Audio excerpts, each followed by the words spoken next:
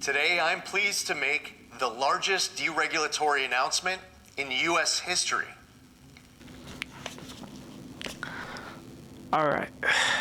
For those of you that haven't seen this, this is Lee Zeldin, the administrator of the EPA. In this video, he announces the 31 historic actions. This helps in a lot of ways. It's not just ruining the planet like some people might think.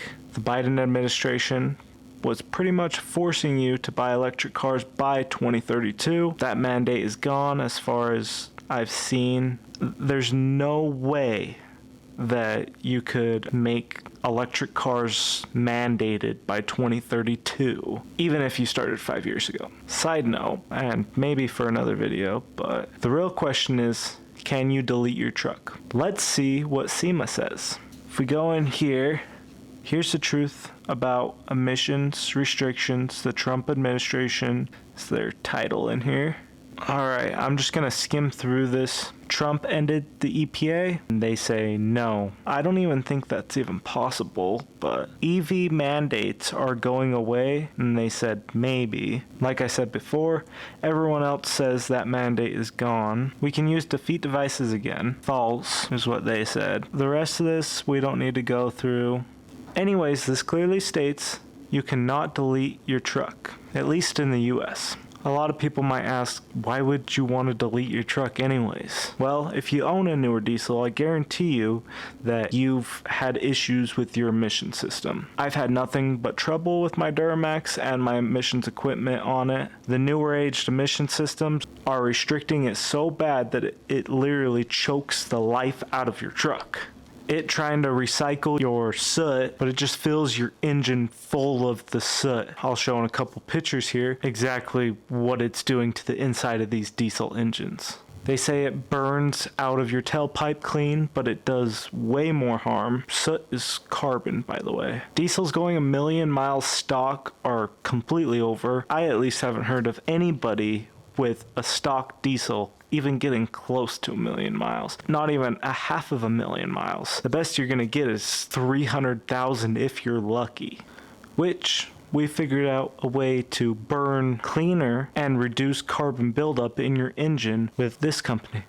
I'll talk about it some more in future videos. YZ is the discount for any of their products. If you have a diesel truck, you know DEF fluid is super expensive, especially when you're regenning a lot. Lorenzo's fuel enhancement reduces that by insane diesel, by the way.